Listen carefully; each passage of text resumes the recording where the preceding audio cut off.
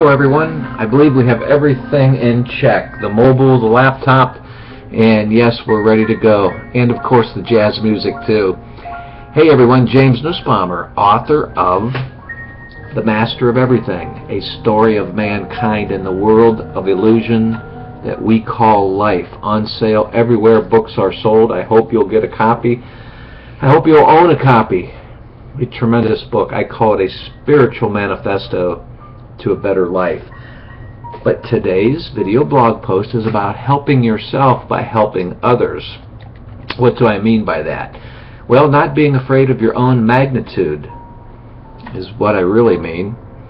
Have you ever thought about the hardest people to reach? Perhaps just like yourself, the people who are afraid to take steps and learn new things, or those who are afraid to take action on their dreams for fear of loss. Did you ever feel like getting someone to learn a new idea was like trying to turn a watermelon patch into concrete? Here's what I mean. The more we learn and grow, the greater chance we have for overcoming our fears of success. This makes your belief in your potential so much stronger. Think about the littleness in our minds for a moment. The state of littleness contains only your ego-based mind, that elusive self that you think is the real you, which really it isn't. It's trying to project you as a body. It is basically alienated, alone, and pathologically individualistic. The magnitude that you truly are is whole, because it is transcendent. I'm saying that self-transcendence has extension. It goes the distance and completes the journey. It sees beyond fear and beyond our judgmental thoughts of others, which means forgiving the ego-based mind and letting go of it. A Course in Miracles asks us, can anyone be justified in responding negatively or with attack to a brother's call for help? Our own willingness to not help him or our willingness to not respond at all shows that what we judge about his reality and our interpretation of it is what we see fit for him. In other words, what the Course is trying to tell us is that we tell ourselves what is best for people based on our fears of helping this brother or sister. But there is huge danger in this to our mind. Yes, big danger in this to our state of mind. I mean that if you believe an appeal for help is something else, you will react to something else. What do I mean again? Well, your response will not help such a person's reality as it is, but will help you to perceive his reality as you think it should be. It's the same littleness you project of yourself, is all it is.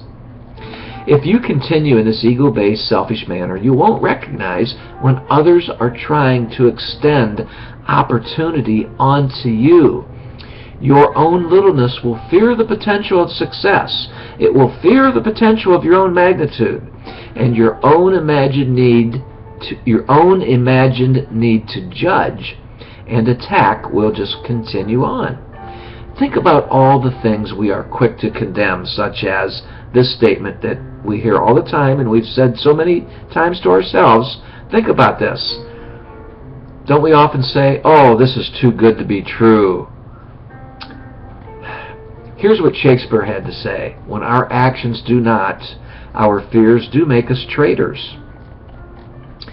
It was this fear and illusory judgment that made a man's family that I know willing to condemn him for his past drug addiction.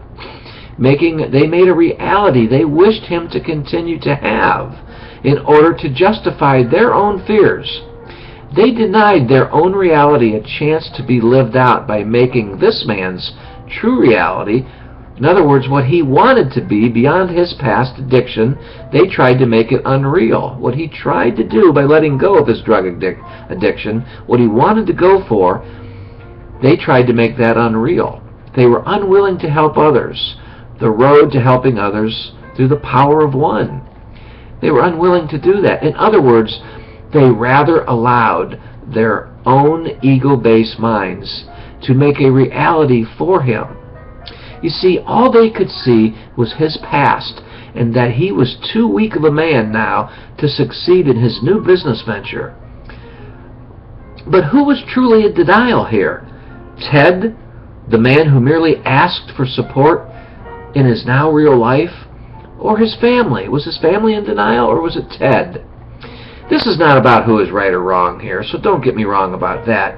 And there's no finger pointing intended. But my point is this.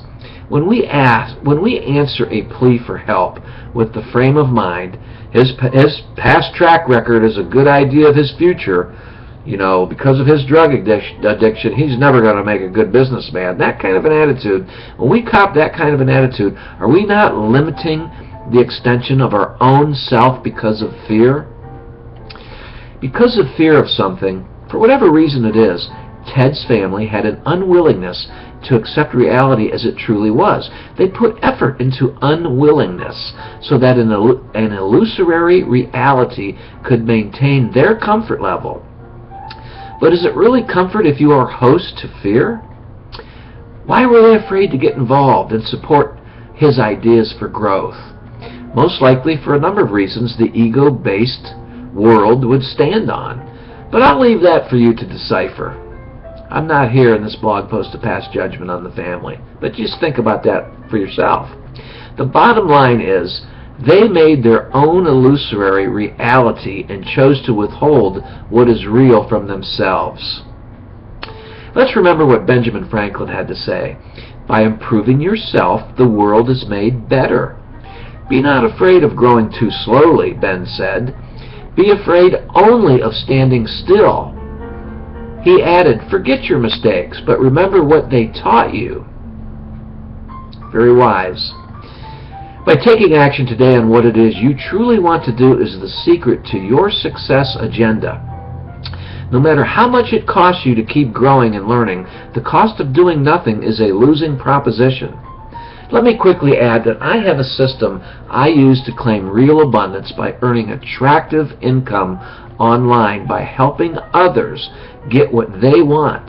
I'm so pleased with the results that I'm getting, and it's real, and it's operated by really good people. No robots involved. Really good people are involved. So if you'd like to learn more, simply click on the presentation link to my website that is provided for you in this YouTube video, and you can tool around at my Real Abundance page at my jamesnussbaumer.com website, and there will be some links that you can investigate and check out for yourself. Hey everyone, thanks for listening to me tonight, and have a great day. Thank you.